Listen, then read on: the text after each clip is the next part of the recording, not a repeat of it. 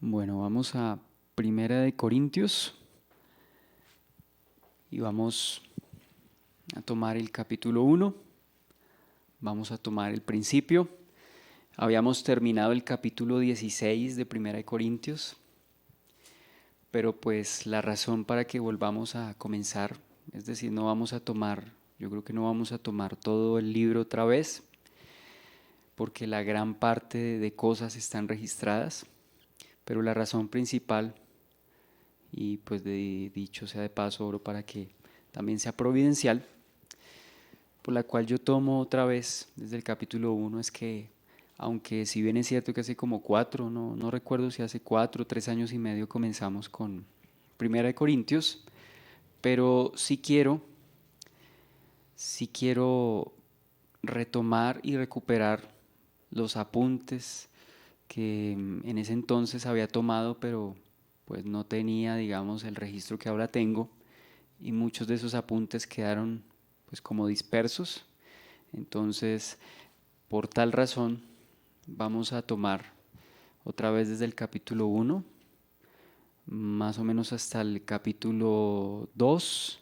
Digo más o menos porque creo que parte del capítulo 2 ya lo tengo registrado, y a partir de allí, o sea, a partir del capítulo 2 hacia adelante, simplemente vamos a hacer un repaso. Voy a procurar no detenerme tanto porque todo esto ya lo hemos visto, sino más como para hacer un repaso general, porque ya los detalles los habíamos considerado a partir del capítulo 2 en adelante.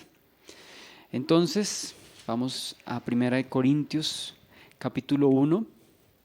Pues básicamente vamos a hacer eh, pues como un repaso al contexto geográfico, histórico, cultural de lo que pues básicamente eh, pues se toma dentro de esta carta, es decir, todas las circunstancias además externas y del momento, para que tengamos como un cuadro pues como más abierto respecto a la situación en la que estaban los creyentes en la iglesia de Corinto. Entonces, primera epístola a los Corintios. Habíamos dicho que esta realmente no es la primera. Antes de esta carta hubo una epístola que el apóstol Pablo ya había enviado a los Corintios. Algunos la identifican como una carta dura, en la cual el apóstol Pablo pues les habla fuertemente, exhortando a los corintios. Pues esa carta no se conservó, y a partir de eso entonces los creyentes de Corinto le preguntan al apóstol Pablo cosas a través también de una epístola, y luego Pablo les contesta con esta carta, la carta que estamos tomando en consideración, Primera de Corintios, que en realidad si tomáramos la primera, esta sería Segunda de Corintios, y nuestra Segunda de Corintios en nuestro Nuevo Testamento sería la Tercera de Corintios, pero pues nosotros la tomamos tal y como aparece en la escritura, Primera de Corintios, Primera de Corintios. Vamos a considerar algunos aspectos entonces generales de la carta. Antes que nada, este bosquejo, pues ya nosotros lo habíamos visto anteriormente. En esencia habíamos dividido Primera de Corintios en 7 partes. Su introducción, que es desde donde empezaremos. Los problemas de Corinto, que va desde el capítulo 1 hasta el capítulo 6. Y bueno, ahí no terminan los problemas. Más adelante veremos, por ejemplo, los desórdenes en la cena del Señor por parte de los corintios. Pero pues es una seguidilla de problemas desde el capítulo 1 hasta el capítulo 6 que el apóstol Pablo pues a través de esta carta quiere corregir y llamar la atención. Tercero, las preguntas contestadas. Recordemos que los corintios anteriormente le habían preguntado cosas, y Pablo dice ahí: con respecto a lo que ustedes me escribieron, él empieza a contestar de acuerdo a las preguntas que le hicieron. También, dentro de esas preguntas contestadas, Pablo habla respecto a la cultura idólatra y la libertad cristiana. En cuarto lugar, se refiere a la cena del Señor, todo el capítulo 11. En quinto lugar, los dones espirituales, versículo 12 al 14. En sexto lugar, la resurrección, todo el capítulo 15. Y en séptimo lugar, pues, las conclusiones. Bueno, primeramente vamos a recordar la ubicación geográfica de Corinto. Aquí tenemos un mapa de Europa. Yo creo que es importante a veces conocer algo de la geografía, pues no detalles en su totalidad, pero sí generalidades. Entonces aquí tenemos un mapa. En este mapa entonces consideramos prácticamente tres continentes. Estamos viendo pues Europa, aquí está Asia Menor y aquí encontramos África. Y esto es muy importante pues porque en este prácticamente en todos estos territorios pues el apóstol Pablo desempeñó o desarrolló su ministerio, sus viajes misioneros y su predicación a los gentiles. Entonces podemos ver específicamente en cuanto a Corinto, la ciudad de Corinto la encontramos acá, precisamente en ese istmo, es decir, es una porción pequeñita de tierra que conecta la Europa continental, es decir, Macedonia, la Grecia continental, que sería Macedonia, con esta península, que es la península del Peloponeso, que tiene como forma de un guante, ¿sí?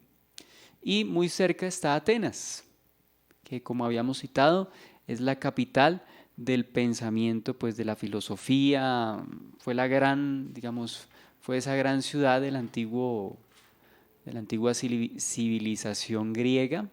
Recordemos que, pues en cuanto a los griegos, creo que tuvieron dos periodos importantes, que fue pues ese imperio antes del siglo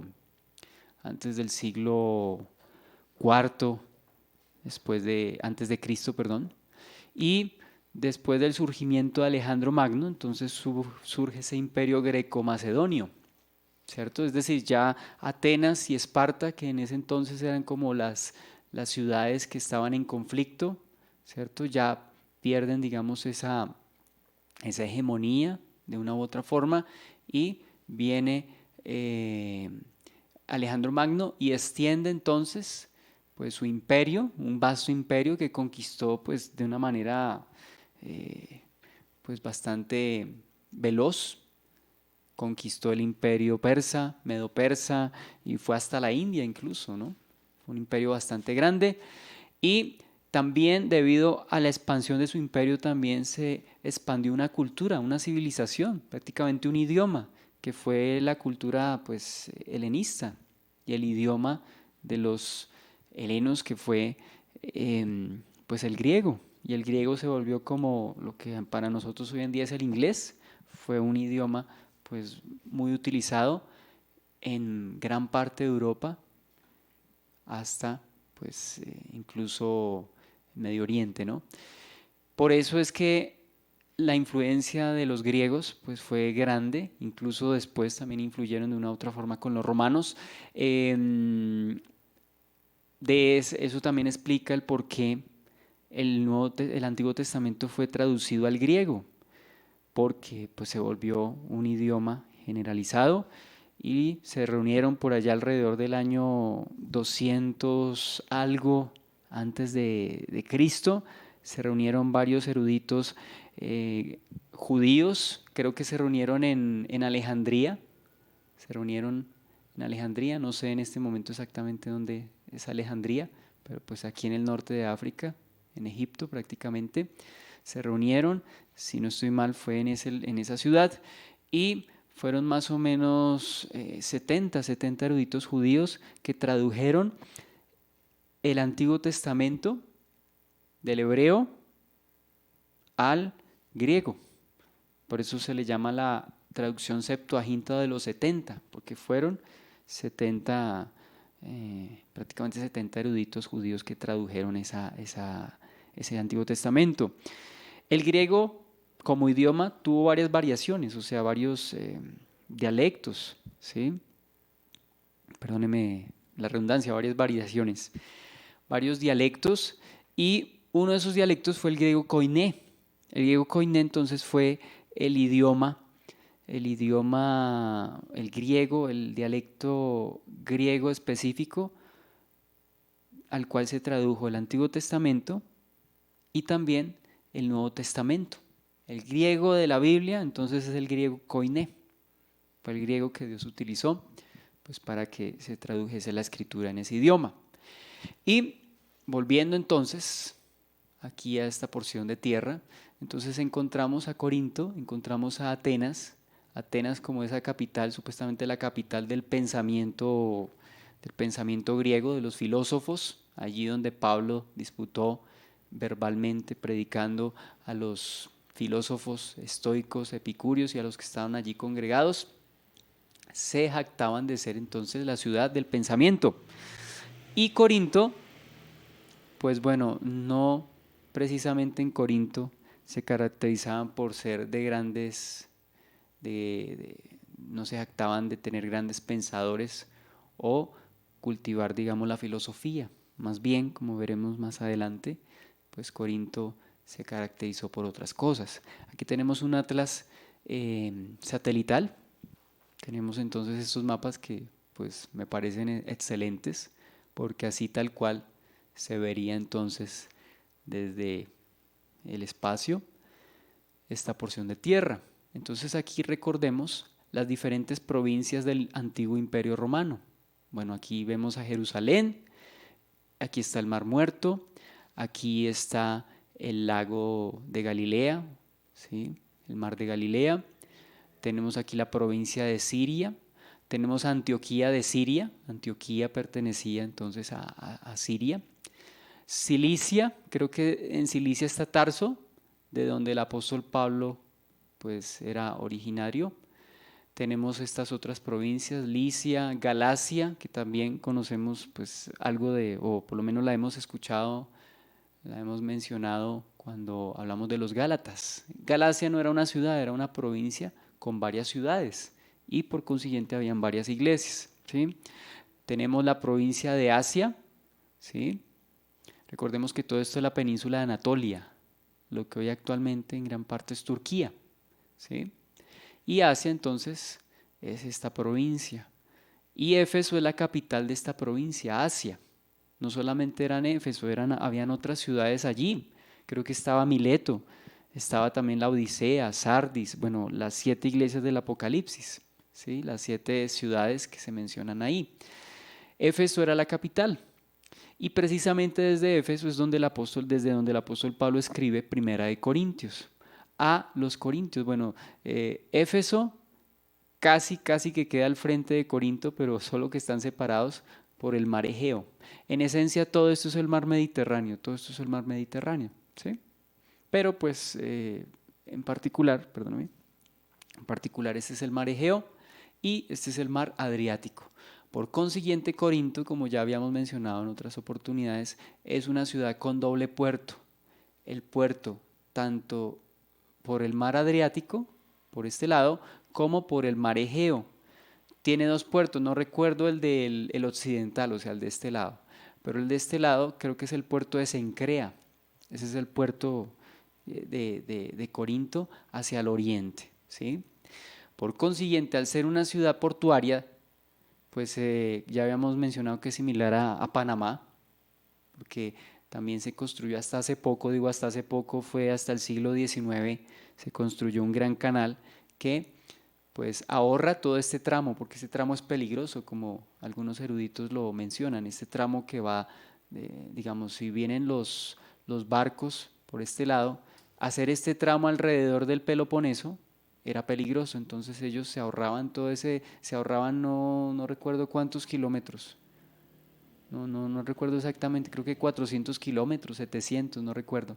Entonces ellos llegaban acá y al llegar a tierra firme, a través de tracción, es decir, a través pues de herramientas con ruedas o pues de una manera más sencilla, se arrastraban los barcos 6 kilómetros, porque creo que esto tiene un estrecho de 6 kilómetros, una longitud de 6 kilómetros este istmo, ¿sí?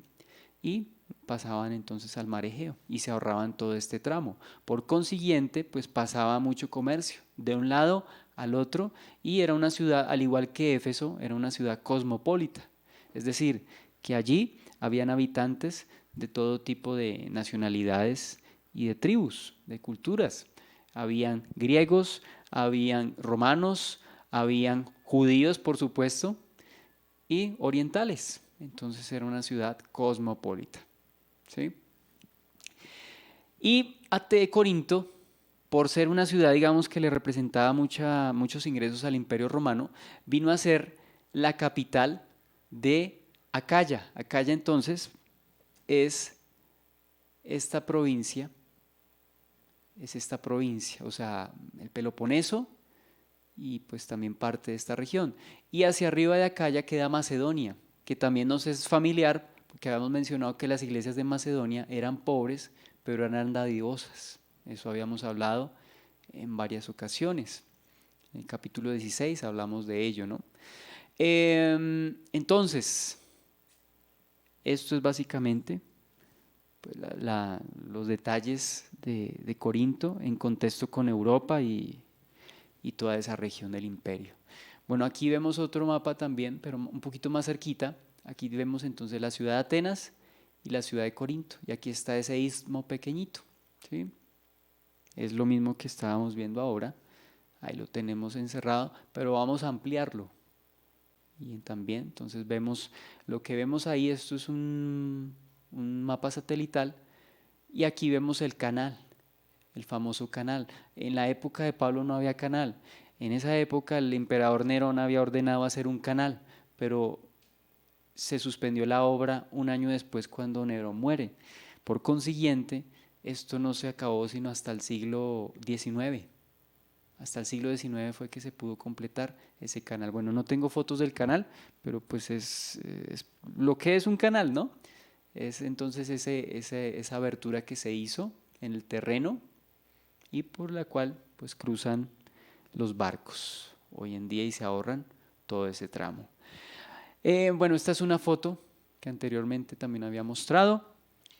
Vemos al fondo, o sea, yo no escogí esta foto al azar, traté de tomar una foto como representativa para que tengamos como una idea en nuestra cabeza de lo que era Corinto y de dónde estaban ubicados los cristianos y a lo que se enfrentaban. Si no estoy mal, estas columnas que están ahí todavía en pie hacen parte de un antiguo templo a Apolos que se construyó, creo que alrededor entre los siglos V y VII, creo que antes de Cristo se construyó ese templo, ¿no? Entonces ya podemos más o menos hacernos una idea de la idolatría que había en esa ciudad. Y al fondo tenemos esta colina y en esa colina se encontraba la Acrocorinto, que era una acrópolis. ¿Qué significa acrópolis? Una ciudad alta, es decir, fue construida entonces una serie de edificios sobre esta ciudad. Además de la Corinto que estaba aquí abajo, en esa colina, entonces estaba la Acrocorinto, ¿sí? Y creo que la principal edificación que estaba sobre esa colina era el templo de Afrodita o Venus. Por consiguiente, pues esa ciudad era bastante idólatra e inmoral. Bueno, aquí tenemos una foto, digamos, mejor tomada. Y encontramos entonces, nos encontramos aquí en una foto, una ilustración de Corinto, ¿no? Generalidades de Corinto como ciudad. Ya decíamos, está situada sobre un istmo que conecta la parte norte de Grecia, Macedonia, con la parte sur, Acaya, ¿no? O la península que ya vimos del Peloponeso. Los atractivos seculares, yo iba a colocar atractivos de Corinto, pero pues lo que vamos a mencionar no creo que sea para un creyente del todo atractivo. Digo del todo, ya digo por qué. La Acrocorinto entonces decíamos que era la equivalente a la Acrópolis de Atenas, porque Atenas también tenía sobre ese monte, tenían ellos en Atenas una ciudad también allá construida a lo alto, y era pues uno de los atractivos o era uno de los motivos pues de jactarse esta ciudad. Los juegos sísmicos. Entonces los juegos sísmicos es a lo que me refería como uno de los atractivos. Bueno, este no parece tan perverso. Pues en inicio no parece perverso, incluso el apóstol Pablo cita ejemplos de los atletas en el capítulo 9, dice que muchos corren en el estadio, pero solamente uno se lleva el premio, se lleva la corona. Eran prácticamente ramas de olivo con las que se hacían de pino, porque las de olivo se daban eran en los Juegos Olímpicos.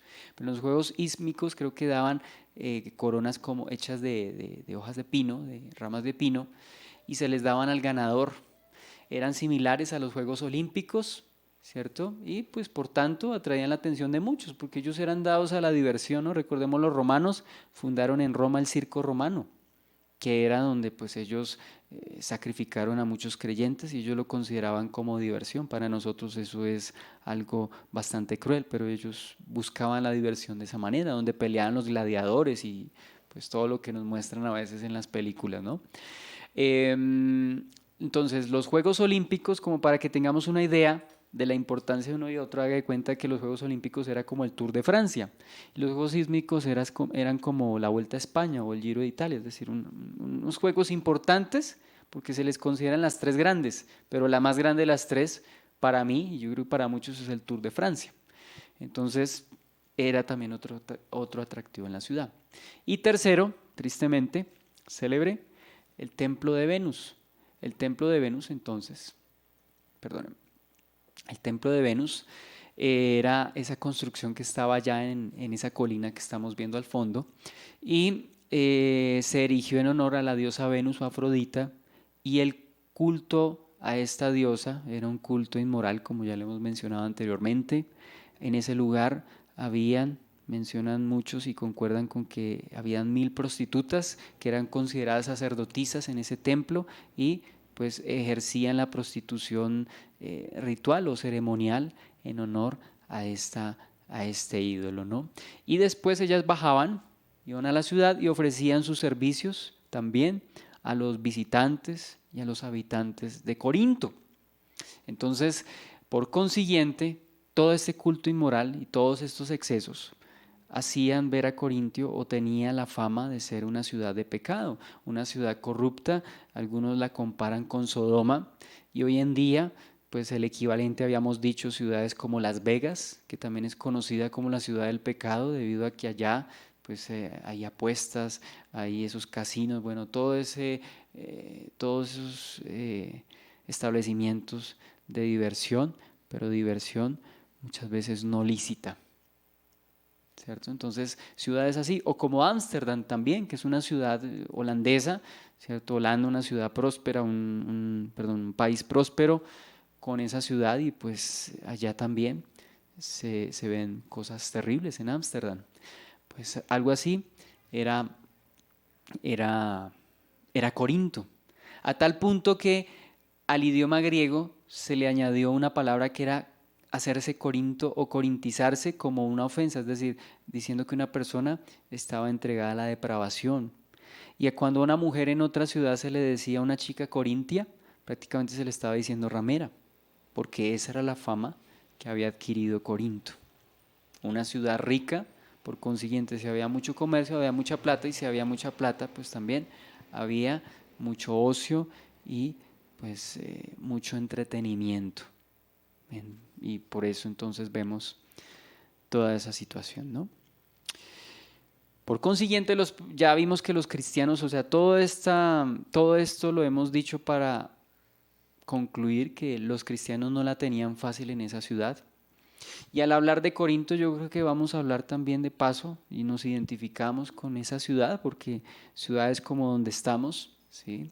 Una ciudad como en la que estamos, pues es una ciudad también que se caracteriza por la religiosidad, se caracteriza incluso porque aquí se practica la brujería. Alguna vez a una persona, estaba yo en Sopó, y me decía que las ciudades donde más brujería se veía era allá y acá, ¿sí? Entonces,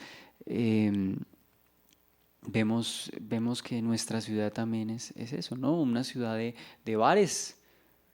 Es que no más, por ser una ciudad turística, porque esto también tiene como un tinte como Corinto. Corinto era una ciudad turística, comercial, ¿cierto? La gente iba allá, como quien dice, vamos allá a hacer turismo sexual.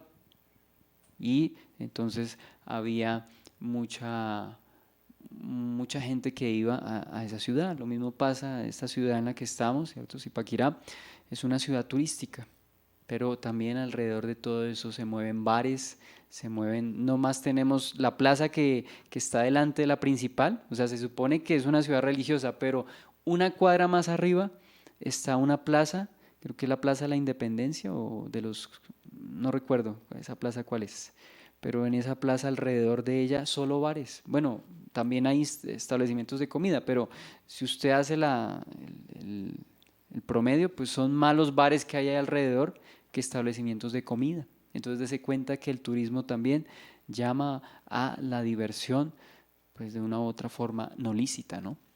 Y a eso se enfrentaron los cristianos. Mencionemos ahora, pues Pablo y su relación con Corinto. Bien, estuvo aproximadamente 2 años con ellos.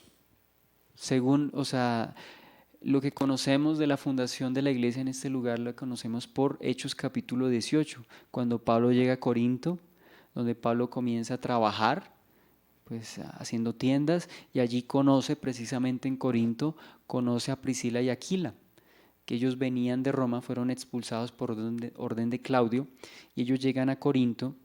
Habíamos mencionado que lo más probable es que ellos ya fuesen cristianos y se conocieron con Pablo y fueron de mucha ayuda y trabajaron en equipo con Pablo.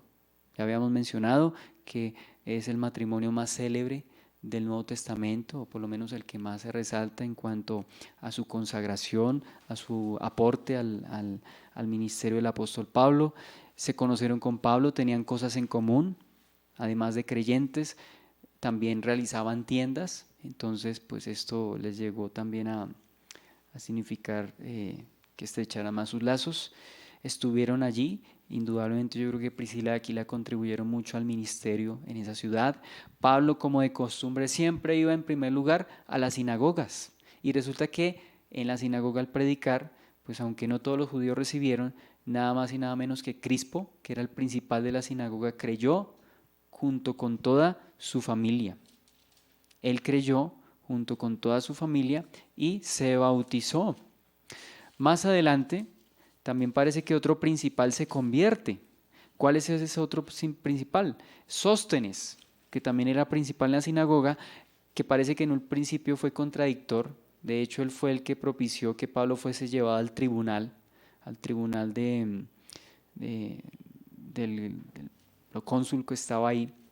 Fue llevado a Galión, y entre esos estuvo Sóstenes, y Sóstenes era principal de la sinagoga. Lo golpearon en aquel entonces. Parece que este mismo Sóstenes que se opuso al principio se convirtió. Entonces vemos esas conversiones como pues resaltadas por ser personas que en su momento eran judíos ortodoxos, ¿no? Por lo menos no creían en el Evangelio. Entonces Pablo estuvo ahí más o menos por 2 años compartiendo con ellos, y entonces floreció y se estableció esta iglesia, ¿no? Bueno, Pablo al principio se mantuvo allí por cuestiones de, bueno, predicando el Evangelio, pero también tuvo que ayudarse trabajando. Y ya después, cuando la obra fue tal, pues él estaba entregado de lleno a la predicación del Evangelio. Fue en esa ciudad. Vamos a hablar un poquito de las particularidades de la iglesia corintia. Características de esa iglesia. Bueno, los rasgos son claramente vistos en esta epístola. Primero, la inmadurez. ¿Inmadurez por qué? Porque ellos pues promovieron las divisiones al querer seguir a uno u otro apóstol o siervo de Dios. Algunos se volvieron partidarios de Apolos.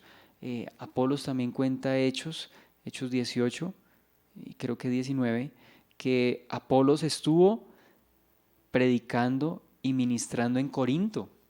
O sea que también Apolos dejó huella para bien en Corinto. Pero algunos pues terminaron volviéndose sectarios y presumiendo que eran seguidores de Apolos. Otros de Pedro, otros de Pablo, y otros pues todavía como más orgullosos decían: nosotros somos de Cristo. Es decir, que a eso sí no se sujetaban ni a uno ni a otro, se las daban de más espirituales. Entonces vemos esa característica de inmadurez. Las divisiones son evidencia de madurez. Dice, yo les quise hablar, capítulo 3, dice el apóstol Pablo al principio: yo no pude hablarles como espirituales sino como a carnales. Y el versículo 3 dice, porque aún sois carnales, pues habiendo entre vosotros celos, contiendas y disensiones, ¿no sois carnales? Su carnalidad entonces se evidenció por el hecho de que entre ellos tenían divisiones sectarias, divisiones supuestamente doctrinales, y algo como contradictorio, porque ni Pablo, ni Apolos, ni Pedro tenían divisiones entre ellos, y sin embargo los que decían ser seguidores de ellos en Corinto sí las tenían. Y eso se ve hoy en día. Siervos de Dios, yo mismo lo he presenciado a lo largo pues, de mi vida cristiana, que hay siervos de Dios que se han levantado, pero unos dicen, no, yo no sirvo a este, yo me voy con este, y uno de ellos falleció. Y entonces, ¿cómo quedaron ellos? Quedaron como al aire, es decir, supuestamente se les acabó entonces la edificación porque se murió ese siervo de Dios. Y yo creo que eso, pues uno tiene que tener mucho cuidado porque el cuerpo de Cristo no se limita a una sola persona, ¿no? Entonces vemos como característica la inmadurez. El conocimiento también eran personas que conocían. Recordemos que Corinto tampoco estaba muy lejos de Atenas. De una u otra forma, entonces ellos tenían conocimiento. Ya lo habíamos mencionado cuando pasamos por el capítulo 16, pero aquí otra vez volvemos a citarlo, 1 Corintios 1, versículo 5, dice, porque en todas las cosas fuisteis enriquecidos en él, en toda palabra y en toda ciencia, o sea que eran personas que conocían, ¿sí? Pero una cosa es conocer, otra cosa es ser maduro. Puede que hayan personas que conozcan, pero una cosa es conocer, otra cosa es ser maduro. Y la madurez entonces tiene que ver también con la aplicación de ese conocimiento. Entonces ellos tenían conocimiento, pero no tenían madurez. Otro aspecto, pues dado a lo que ya vimos al principio, fueron permeados por la inmoralidad. Ejemplos de ello, en el capítulo 5 se menciona que alguien tenía la mujer de su padre, es decir, estaba en incesto. Aunque no era, pues no era su madre, pero sí habían tomado la mujer de su padre, es decir, de un familiar inmediato como era su padre, y tomar la mujer, eso era un claro ejemplo de incesto. Y dice el apóstol Pablo que estaba indignado porque ellos no habían tomado cartas en el asunto y habían tolerado esa situación en medio de ellos, es decir, los dejaron hacer lo que ellos querían y pues no juzgaron esa situación, es decir, no tomaron medidas, no disciplinaron. Entonces Corinto estaba siendo permeada de esa manera. No en vano el apóstol Pablo dice en varias veces, huyan de la fornicación, no erréis ni los fornicarios, ni los que se echan con varones, ni los afeminados, porque todo eso se veía en Corinto. O sea, Pablo les está hablando, ¿cierto?, de una realidad que estaba a su alrededor y que ellos habían dejado permear. Otra cosa, los excesos como cuáles, la comida, la gula, las borracheras. Recordemos en el capítulo 11, cuando hablamos de la cena del Señor, que ellos tenían un evento que se llamaban los ágapes, o cenas de amor, eran fiestas de amor, no tenía nada de malo. Ellos se reunían como creyentes, partían su comida, ¿sí? Pero habían quienes comían y no esperaban a los otros, es decir, ellos comían, no le guardaban a los demás, es decir, dejaban de ser ágapes porque no compartían entre ellos y empezaron entonces a caer en excesos y se emborrachaban. Habían borracheras en medio de ellos. El apóstol Pablo está denunciando esas cosas, ¿no? Y vamos también a ver que se caracterizaban por los dones espirituales. Quizá esta iglesia, como de pronto ninguna otra en el Nuevo Testamento, vemos que se caracteriza por esa abundancia de dones espirituales. De pronto yo creo que una iglesia que se les igualaría de esa manera sería la de Jerusalén, en cuanto a señales y dones del Espíritu Santo. Por eso el apóstol Pablo dedica 3 capítulos, del capítulo 12 al capítulo 14, a hablar de los dones espirituales, porque como habían tantos, también existía el uso inadecuado de esos dones. Por consiguiente, Pablo tenía que también poner en orden el uso de los dones y les dijo que tenían que tener orden cuando fuesen a hablar en lenguas, cuando fuesen a profetizar. Entonces, ¿por qué? Porque había abundancia de dones, pero había mal uso de los dones y Pablo les dice que todo se tenía que hacer decentemente y con orden. Contenido de la epístola, bueno, la preocupación de Pablo por el estado de la iglesia y las preguntas que le hicieron le motivaron a escribir, bueno, inspirado por el Espíritu, una primera carta. Ya habíamos mencionado esa primera carta que no aparece. Ellos, con base en esa carta que recibieron los corintios, le escriben al apóstol Pablo y el apóstol Pablo les escribe esta carta, nuestra primera de Corintios. Y allí les respondía algunas inquietudes, ¿no? El propósito de la epístola, pues de acuerdo a los desórdenes y lo que Pablo había escuchado de ellos, porque él dice, porque me he sido informada acerca de vosotros, hermanos míos, por los de Cloé, que entre ustedes, dice, hay contiendas. O sea, Pablo había sido informado, no eran chismes, eran siervos de Dios, es decir, Pablo no se basaba en chismes para nada. Él sabía que esas cosas estaban sucediendo y pues como él habitó en medio de ellos, pues de una u otra forma los conocía, ¿no?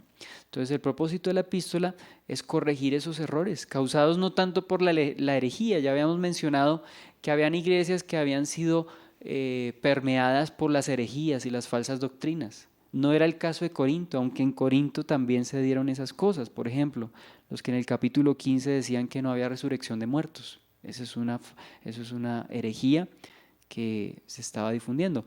Pero más que todo en Corinto, el problema no era doctrinal, sino de la práctica en la vida cristiana. Porque ellos estaban bien, tenían la doctrina correcta, pero estaban completamente desfasados en la aplicación de la misma. Conocían, pero no aplicaban.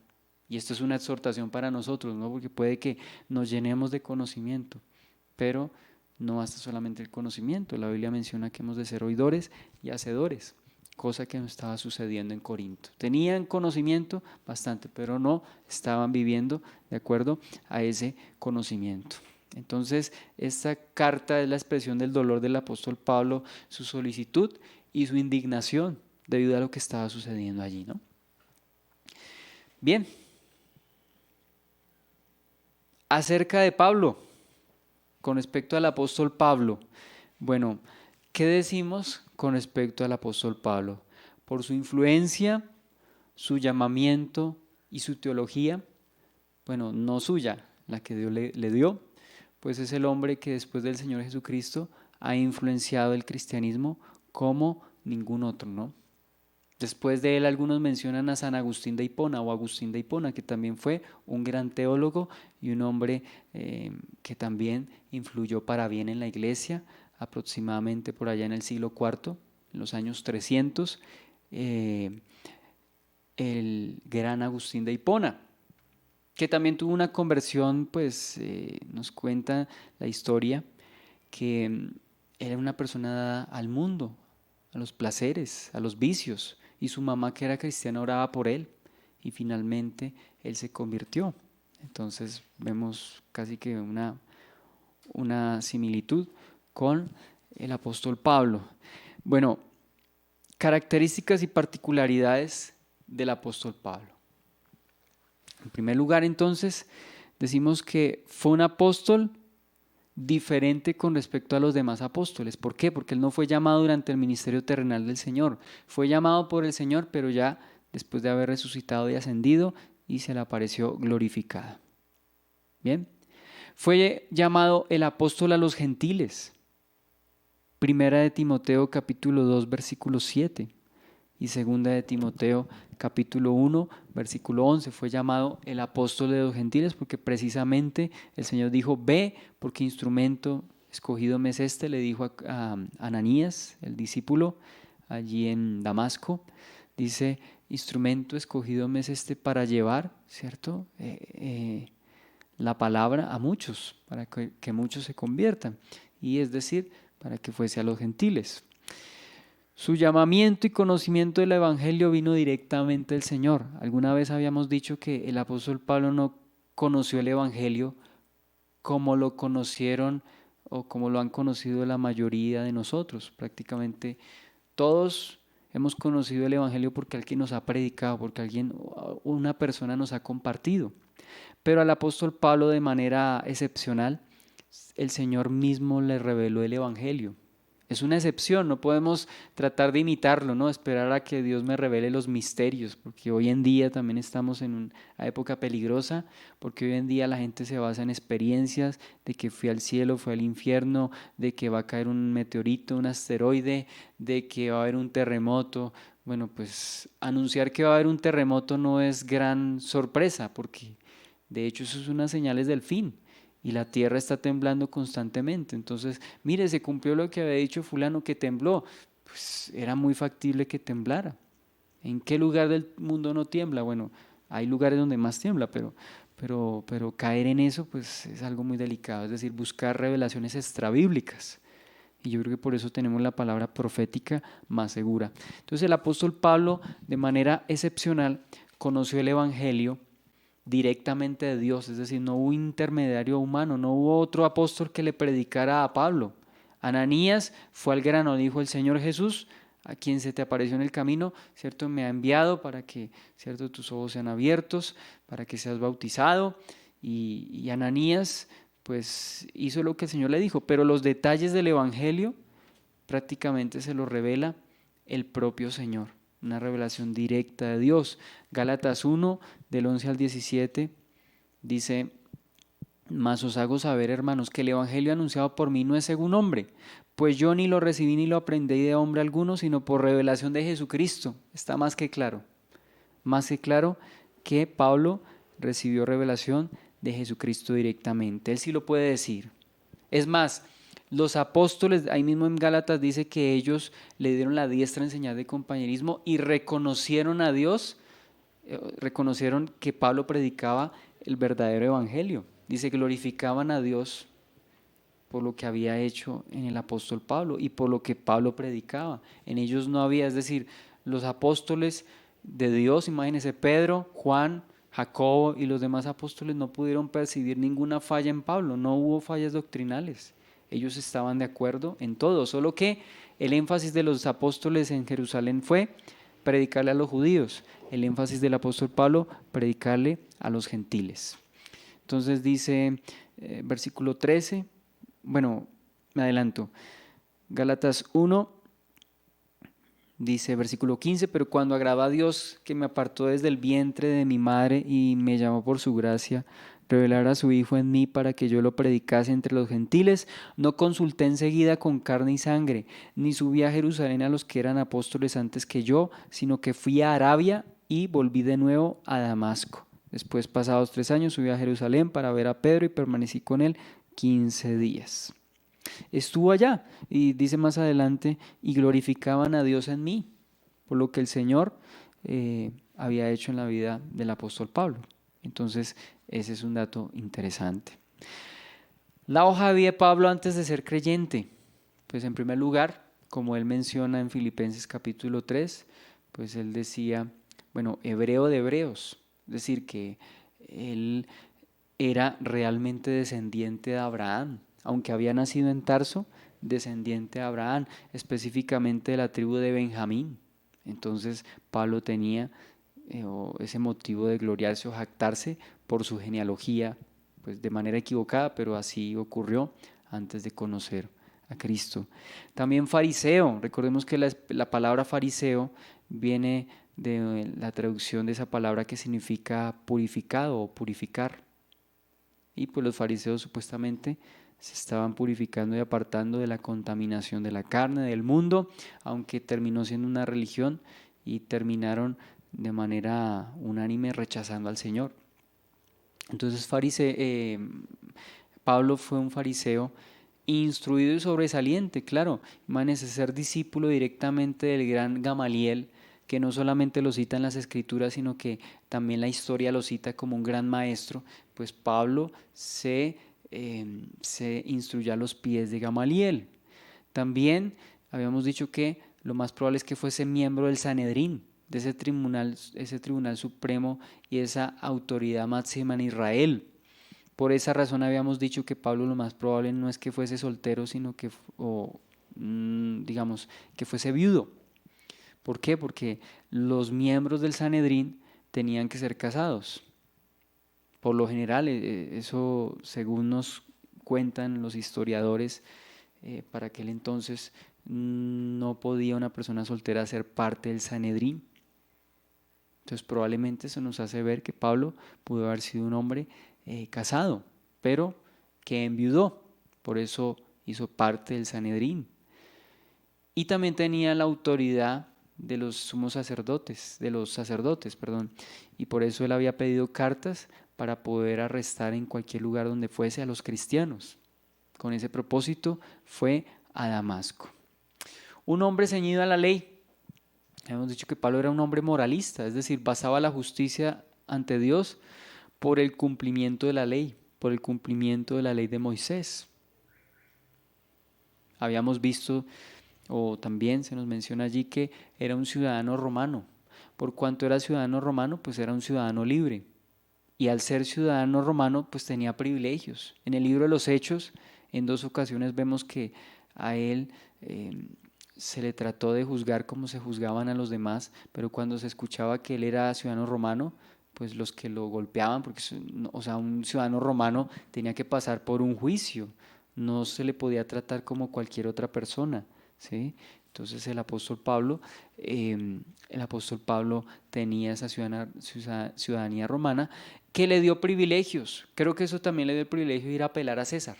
Yo apelo a César, soy ciudadano romano, apelo a César. Probablemente por esa razón también se le concedió apelar al César, por ser ciudadano romano. Además de eso, él probablemente era políglota. Hablaba hebreo, indudablemente. Hablaba griego, indudablemente, porque ¿cómo le fue a predicar a los gentiles? No les podía hablar en griego. Y probablemente también hablaba latín. Esto independientemente del don de lenguas que tenía, porque él hablaba en lenguas más que todos, pero el don de lenguas era un asunto distinto, ¿no? Pero él entonces estaba involucrado con todo esto y yo creo que el Señor providencialmente lo usó con ese conocimiento y con esas ventajas que tenía como ciudadano romano y como conocedor de varios idiomas para predicar el Evangelio, Bien, bueno, voy a avanzar un poco más. ¿Cuál es la importancia de su ministerio? Bueno, fue el responsable de difundir el evangelio, el cristianismo por todo el mundo gentil, es decir, por el mundo romano, prácticamente por todo el imperio romano. Yo creo que el Señor providencialmente permitió que fuese durante la época del imperio romano que el cristianismo se expandiera. ¿Por qué? Porque los romanos, entre otras cosas, fueron los precursores de las grandes carreteras, de las grandes vías que facilitaban la conexión entre varios pueblos. Entonces eso facilitó también que se predicase el evangelio en todo el imperio romano. Providencialmente Pablo vivió para esa época, ¿no? Gran pensador y argumentador, yo creo que eso está indiscutible, ¿no? La carta de los Romanos yo creo que es un tratado de teología quizá el más grande legado del apóstol Pablo, bueno, todos, porque todos fueron inspirados por el Señor, pero yo creo que el punto de partida, y por eso yo creo que es la primera carta que aparece en el Nuevo Testamento, aunque no sea la primera cronológicamente hablando, sí aparece de primeras y yo creo que los mismos padres de la iglesia, los que se reunieron, cuando digo padres de la iglesia fueron los líderes, no los curas católicos, sino los padres de la iglesia, me refiero a los líderes que se reunieron para providencialmente compilar el canon bajo la supervisión y soberanía de Dios, pues ellos colocaron el tratado de Romanos, la epístola a los Romanos de primeras, ¿no? Entonces, claro, gran pensador y argumentador, ¿no? Otra cosa, sufrió en vida, quizá más que cualquier otro, sí. Segunda de Corintios 11, del 23 al 28, habla de todos los sufrimientos que el apóstol pasó. Y a pesar de eso, dése cuenta que era un hombre, pues, gozoso, era un hombre realizado, porque estaba viviendo bajo el propósito de Dios, ¿no? Entonces, el apóstol Pablo sabía quién lo había llamado y sabía lo que hacía, ¿no? Gran trabajador, sí. También vemos que el apóstol Pablo, cuando en Corinto precisamente comenzó a trabajar incluso físicamente, si le tocó trabajar lo hacía, pero no dejó a un lado su ministerio. Él le menciona a los ancianos de Éfeso allí en Mileto cuando los reúne, les dice, mire, ustedes son testigos de cómo estas manos en lo que me han servido, pues yo he trabajado y he servido entre ustedes día y noche con muchas lágrimas. Es decir, ustedes saben, mi vida está expuesta delante de ustedes, ustedes saben cómo he servido al Señor. O sea, Pablo no se estaba jactando, les estaba diciendo, mira, aquí está mi hoja de vida, aquí están mis cartas, aquí está mi vida, yo no tengo nada que esconder, ustedes lo saben bien, ¿no? Dice que él ha trabajado más que todos, 1 Corintios 15:10, ¿cierto? Pues claro, en el sentido de trabajar, es decir, de recorrer todo lo que recorrió, pues yo creo que no había precedente con respecto a los otros apóstoles. Pablo recorrió todas esas iglesias. Incluso él mencionaba que quería ir a España. Así sería entonces la magnitud de su trabajo, que iba hasta porque España se consideraba en ese momento pues el extremo occidental. Hasta ahí llegaba el occidente en aquel entonces, porque no se había descubierto el nuevo mundo que llamamos América. Pero Pablo trató hasta donde fuese de predicar a Cristo, incluyendo hasta España, ¿no? También decimos que Pablo era un hombre físicamente débil. Sí, sí, físicamente débil. Segunda de Corintios, capítulo 10, versículo 10, pues nos habla también algo al respecto de eso. Dice, porque la verdad dicen las cartas son duras y fuertes, mas la presencia corporal débil y la palabra menospreciable. Cuando él habla también de un aguijón en la carne, algunos identifican eso como un problema ocular, un problema que tenía en sus ojos. Eso también, pues por eso a veces lo menospreciaban, por su apariencia física. El apóstol Pablo entonces vemos que sentó las bases para la doctrina cristiana. Pablo aporta de manera increíble a través de sus epístolas a la doctrina cristiana. Aplica también al comportamiento cristiano.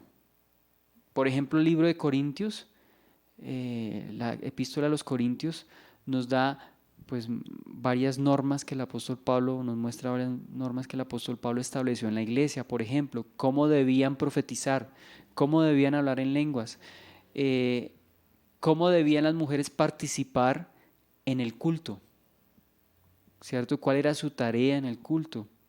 El apóstol Pablo habla entonces de ese comportamiento cristiano. Cuando le escribe a Timoteo, ¿cierto? Tienes que portarte de tal manera. Cuando veas al anciano, respétale, hónralo. Si hay viudas, por favor, y él comienza a dar requisitos, ¿cierto? Como normas de comportamiento en medio de la iglesia. Habla del orden eclesiástico. Bueno, ¿cuáles son los requisitos de un obispo? ¿Cuáles son los requisitos de un diácono? Todo eso el apóstol Pablo a través de las cartas pues lo establece también. El apóstol Pablo escribió cerca de la mitad de los libros del Nuevo Testamento. Escribió la mitad de los libros del Nuevo Testamento, y en cuanto a cantidad o contenido, en cuanto a proporción del Nuevo Testamento, escribe la cuarta parte del Nuevo Testamento. Pero yo creo que así las cartas sean cortas con referencia a los evangelios, pues son bastante sustanciosas, ¿no? El apóstol Pablo, a pesar de lo anterior, se consideraba a él mismo como el más indigno de los apóstoles, el más pequeño de todos los apóstoles, el más malo de todos los pecadores. Todo eso lo vemos en 1 Corintios 15, del versículo 8 al versículo 10. 1 Timoteo 1, del 12 al 16, dice que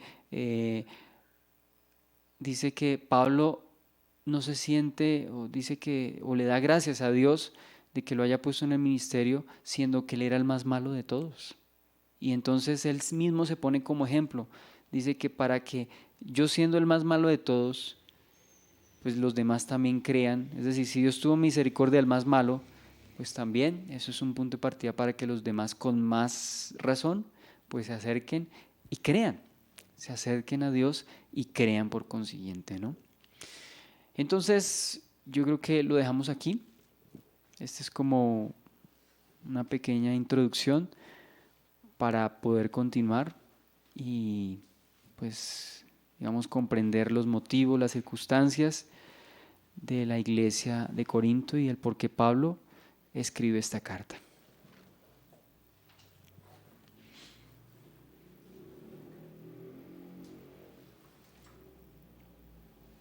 Vamos a orar. Benito, por favor.